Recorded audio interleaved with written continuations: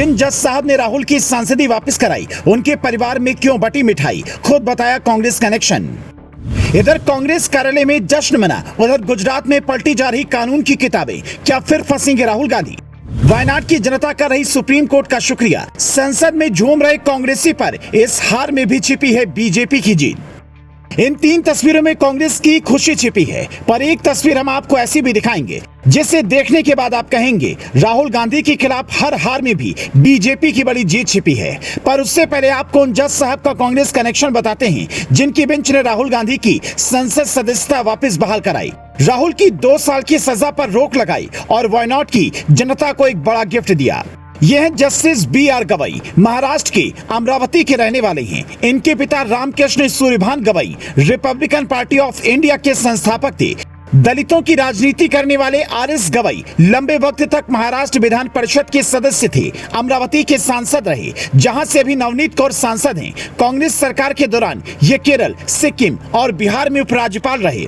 इनके अलावा जस्टिस गवई के भाई राजेंद्र गवई भी सियासत से जुड़े हैं। रिपब्लिकन पार्टी ऑफ इंडिया के अलग अलग गुट को एक साथ करने के लिए राजेंद्र गवई रामदास अठावले के साथ आए। रामदास अठावले फिलहाल मोदी सरकार में मंत्री हैं, लेकिन बाद में राजेंद्र गवई अठावले से अलग होकर कांग्रेस में चले गए। ये सारी बातें जस्टिस गवई ने राहुल गांधी केस के मामले पर सुनवाई से पहले ही कोर्ट में कह दी थी। उन्होंने दोनों पक्षों और साथ ही जज साहब से भी पूछा था कि 40 साल से मेरे परिवार का कांग्रेस से नाता रहा है, इसलिए आप लोग बताइए कि मुझे ये केस सुनना चाहिए या नहीं। तब दोनों पक्षों की सहमति के बाद जज साहब ने सुनवाई शुरू की। अब चूंकि तीनों जजों की बेंच ने राहुल गांधी के पक्ष में फैसला सुनाया, जस्टिस गवई के परिवार यानी कि भाई के घर भी मिठाई बटी।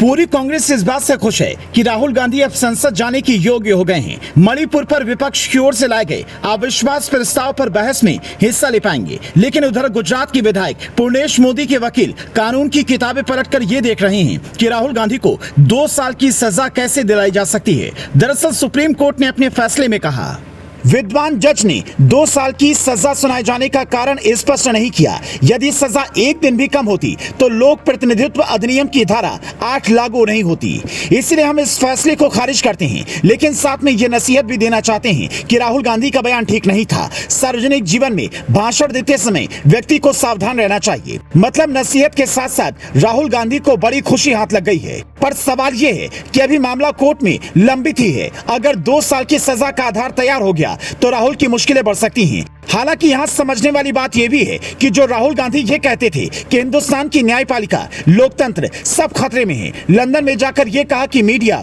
और न्यायपालिका पर सरकार का कंट्रोल नहीं है, वो खुद को क्लीन चिट मिलने के बाद अब क्या कहेंगे। केंद्र की बीजेपी सरकार पर जो आरोप वो हमेशा से लगाते रहे हैं, इससे फैसले के बाद उन आरोपों को बड़ा जवाब मिल गया है। क्योंकि खुद के पक्ष में फैसला सुनने के बाद राहुल गांधी तो समझ ही गए होंगे कि इस देश की न्यायपालिका स्वतंत्र थी, स्वतंत्र है और स्वतंत्र रहेगी।